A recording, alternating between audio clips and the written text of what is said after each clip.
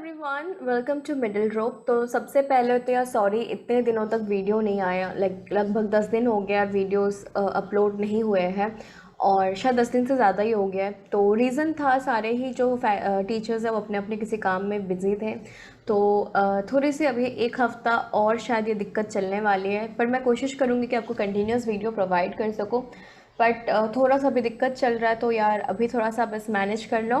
And really sorry for the inconvenience. और आज हम लोग इंटेक्स्ट क्वेश्चंस देखने वाले हैं केमिस्ट्री के, is matter around us pure.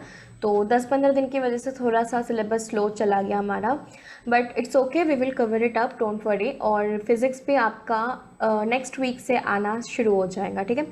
Physics आपका नेक्स्ट वीक से आना शुरू हो जाएगा, और मैं ही लूँगी फ़िज़िक्स के भी। और इसके बाद इस मैटर अराउंड अस प्योर के बाद मुझे ये बताओ कि तुम लोग को नेक्स्ट चैप्टर करना है या फिर तुम लोग को वन शॉट वीडियो चाहिए। अगर वन शॉट वीडियो चाहिए तो हम 1 घंटे का वन शॉट एक वीडियो दूंगी दोनों चैप्टर्स का। और अगर नेक्स्ट चैप्टर पे बढ़ना है तो भी कोई बात नहीं। वन शॉट वीडियो की बात मैं इसलिए कर रही हूँ क्योंकि अभी जो गवर्नमेंट ने एग्ज़ाम रूल्स निकाला है उसके हिसाब से जो हाफ ईयरली एग्ज़ाम है उसके भी सेम वेटेज रहेगा as compare to the annual exam, right. तो इसीलिए यार तुम लोग सोच के बताओ क्या करना है। तो अभी फिर हम शुरू करते हैं आज का हमारा class. So coming back to our in text question, so देखते हैं हमारे पास कौन कौन से इंटेक्स्ट क्वेश्चंस हैं। सो जस्ट अ सेकेंड, या so the first in-text question is what is meant by a pure substance? What is meant by a pure substance? अब pure substance क्या होता है? देखो, मैटर हो गया हमारा। मैटर को कितने तरह से डिवाइड कर सकते हैं? मैटर को हम दो तरह से डिवाइड कर सकते हैं। एक हो गया हमारा सब्सटेंस और प्योर सब्सटेंस, एक हो गया हमारा मिक्सचर। प्योर सब्सटेंस हम किसको बोलेंगे? प्योर सब्सटेंस हम उसको बोलेंगे जिसको फर्दर हम फिजिकली डिवाइड ना कर सके। कैसे डिवाइड ना कर सके? फिजिकली। केमिकली कर सकते हैं, जी हाँ, केमिकली हम कंपाउंड को डिवाइड कर सकते हैं। दो एलिमेंट को नहीं किया जा सकता, लेकिन कंपाउंड को तो कर सकते हैं ना। और कंपाउंड क्या होता है? कंपाउंड हमारा प्योर सब्सटेंस का ही एक भाग होता है, एक क्लासिफिकेशन होता है, ठीक है।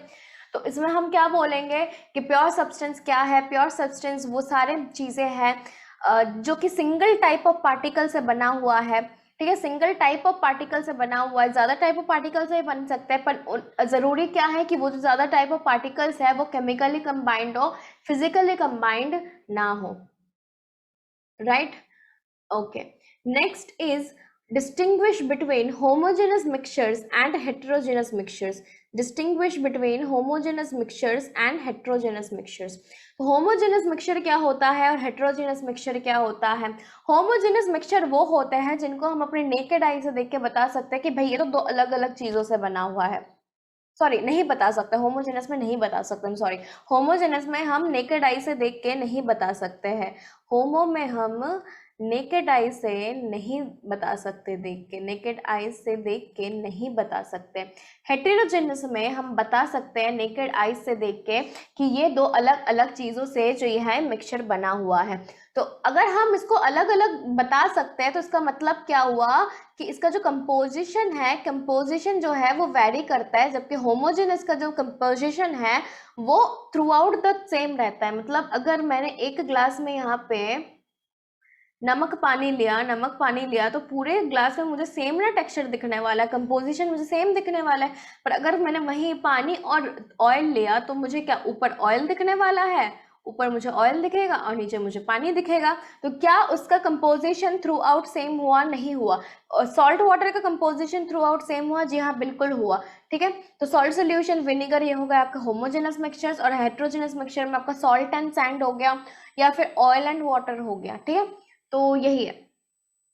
अच्छा, अब आते हैं क्वेश्चन में। क्वेश्चन कौन से टॉपिक पे है? क्वेश्चन हमारे है कंसंट्रेशन ऑफ सोल्यूशन के ऊपर। कंसंट्रेशन ऑफ सोल्यूशन के ऊपर हमारा क्वेश्चन है। ये मैंने अलग टॉपिक के हिसाब से व्हाइट बोर्ड में पढ़ाया था, मुझे याद है।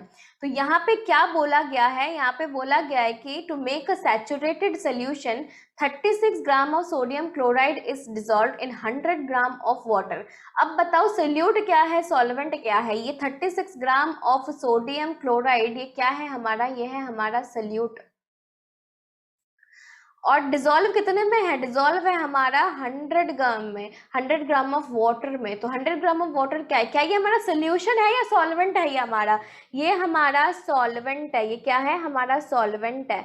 तो हमें पता क्या करना है, हमें सोल्यूट की रेशियो पता करनी है in terms of solute by solution, solute by solution.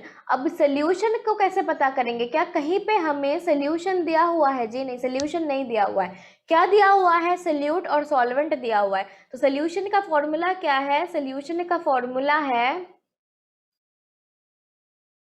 Solute plus solvent, solute plus solvent. मतलब यहाँ पे जो है ये जो सोल्यूशन है इसको मैं किससे रिप्लेस कर सकती हूँ, इसको मैं रिप्लेस कर सकती हूँ सोल्यूट प्लस सॉल्वेंट से। तो यहाँ पे मैंने क्या किया, मास ऑफ सोल्यूट और मास ऑफ सोल्यूशन दिया हुआ है मेरे पास।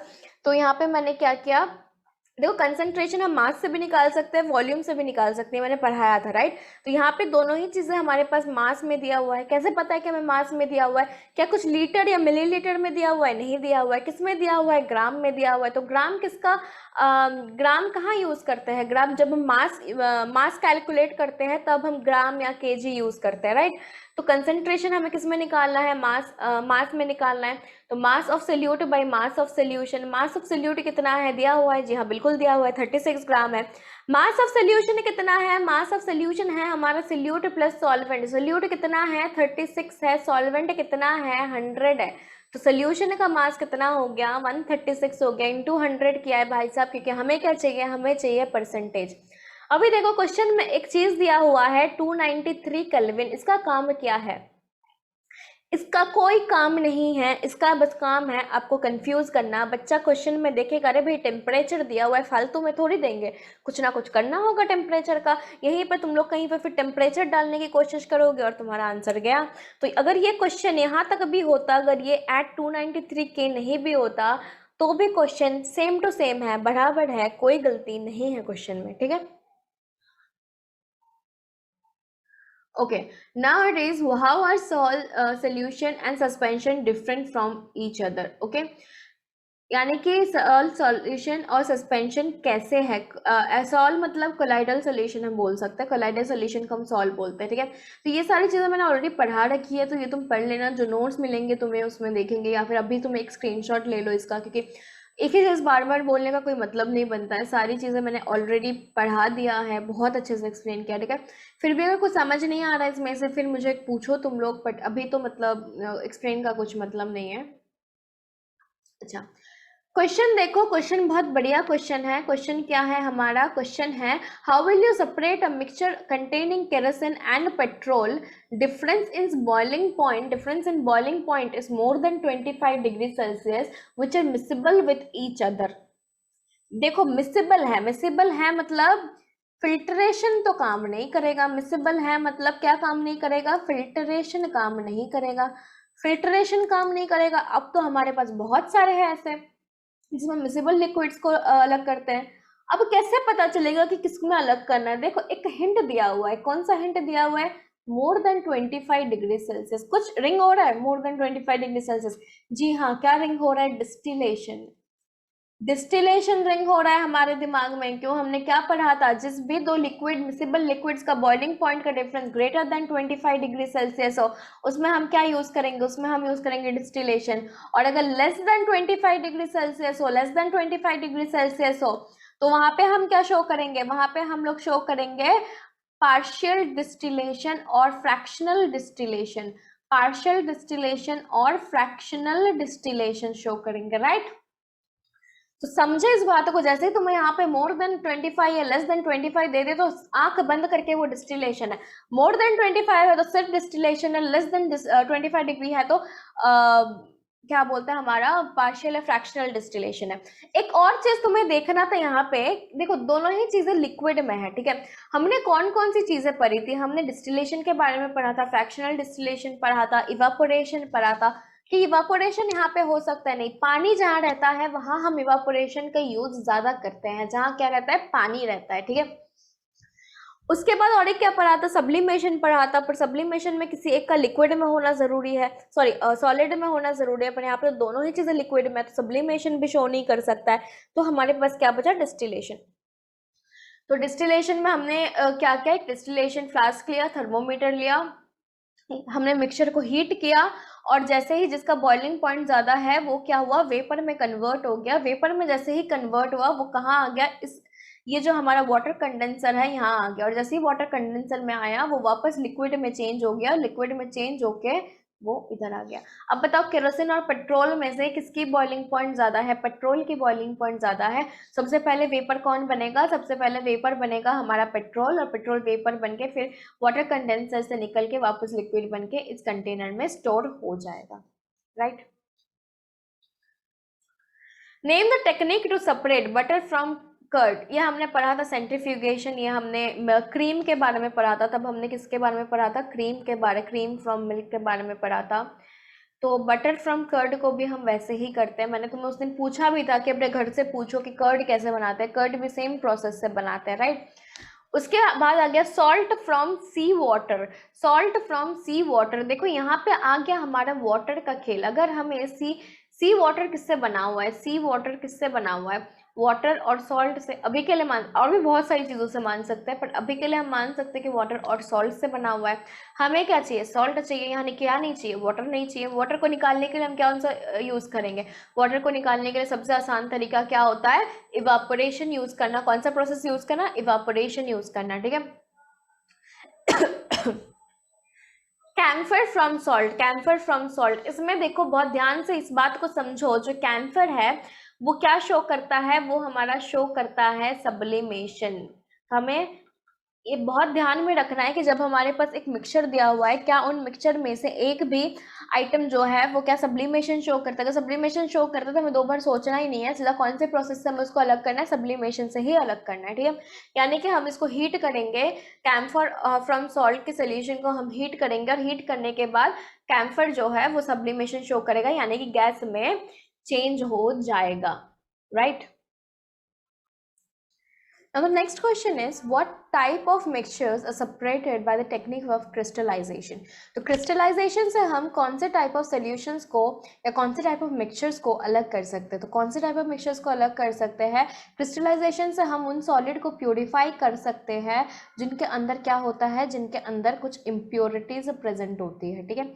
सॉल्ट फ्रॉम सी वाटर को हम क्रिस्टलाइजेशन से भी कर सकते हैं, इवापोरेशन से भी कर सकते हैं, कोई दिक्कत वाली बात नहीं है। पर जो भी अगर कोई सॉलिड है, स्पेशली अगर हमारे पास कोई सॉलिड है जो उसके पास इम्प्योरिटी है, सॉलिड के पास अगर इम्प्योरिटी है तो हम कौन सा मेथड यूज़ करेंगे, हम यूज़ करेंगे वहाँ पे क्रिस्टलाइजेशन, ठीक है। क्रिस्टल्स को अलग करने के लिए यूज़ होता है क्रिस्टलाइजेशन। देखो जो कैम्फर और सॉल्ट है उसमें भी क्रिस्टलाइजेशन यूज़ हो सकता था, पर कैम्फर क्या है, वो सब्लिमेशन शो करता है। कैम्फर अगर सब्लिमेशन शो करेगा तो क्या होता है, कैम्फर अगर सब्लिमेशन शो कर रहा है तो बहुत आसान तरीका बन जाता है, तो उसको हमें फिर फालतू में क्रिस्टलाइजेशन में लेके जाने की ज़रूरत ही नहीं है, राइट। ओके, नेक्स्ट क्वेश्चन है हमारा, हमारे पास कुछ ऑप्शंस दिए गए, अब हमें बताना है कि इनमें से कौन सा फिजिकल चेंज है और कौन सा केमिकल चेंज है, right. Cutting of trees, cutting of tree क्या है, ये फिजिकल प्रोसेस है, तो क्या है, ये फिजिकल चेंज है। Melting of butter in a pan, pan में बटर मेल्ट होना, यानी कि वो क्या हो रहा है, वो लिक्विड में बदल रहा है, तो वो state of change of state हो रहा है उसका, ठीक है। चेंज ऑफ स्टेट क्या होता है, वो भी फिजिकल चेंज होता है।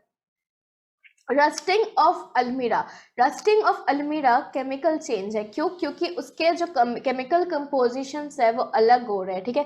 वो जो उसका जो अलमीरा है, अगर वो आयरन से बना हुआ है, मेटल से बना हुआ है, वो क्या हो रहा है, रस्ट हो रहा है, तो उसकी प्रॉपर्टीज चेंज हो रही है, राइट। तो वहाँ पे केमिकल चेंज आ गया।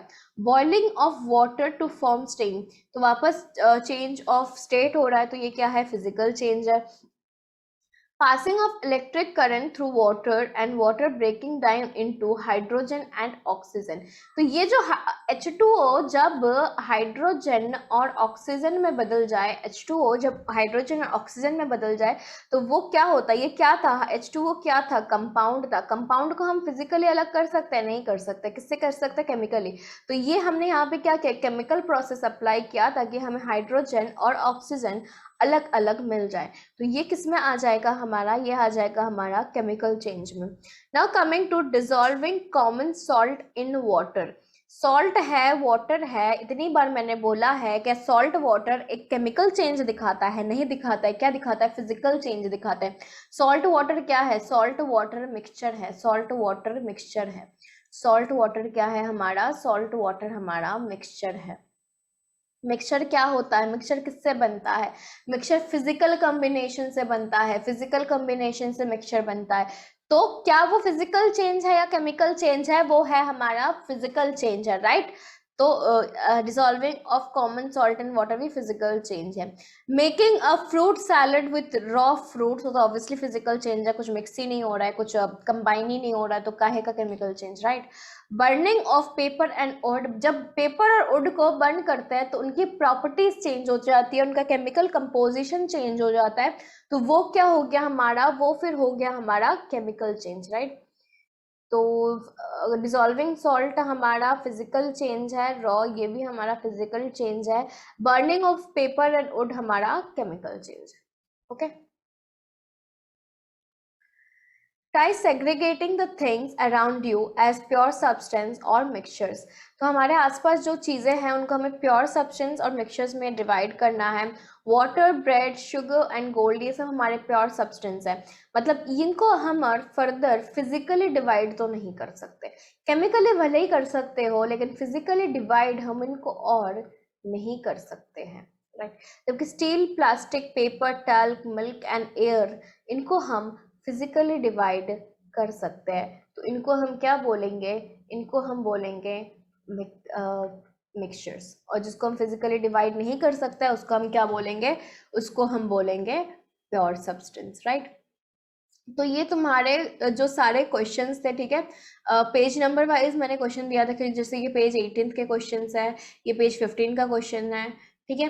तो और एक क्वेश्चन शायद 2 बार रिपीट हुआ है। पेज 18 का जो फर्स्ट क्वेश्चन था that was I guess distinction between homogeneous और हेट्रोजेनस मिक्सचर ओनली, तो इसलिए मैंने वो नहीं करवाया है। एक बार देख लेना, क्योंकि मैंने नोट्स ना थोड़े दिन पहले बनाए थे तो मुझे भी ठीक से याद नहीं है।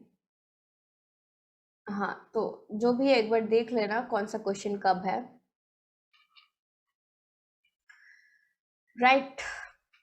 हाँ, तो इस वीडियो के लिए बस इतना ही था। और हमारा जो नेक्स्ट वीडियो आने वाला है वो एनसीईआरटी का जो प्योर क्वेश्चन है, मतलब एनसीईआरटी के पीछे का जो क्वेश्चन है वो हम करने वाले हैं नेक्स्ट वीडियो में। तो कल तक यार ये ख़त्म हो जाएगा चैप्टर, और फिर हम नेक्स्ट वीक से आराम से अपना नया चैप्टर स्टार्ट कर सकते हैं, right. So that's all for this video, thank you, take care.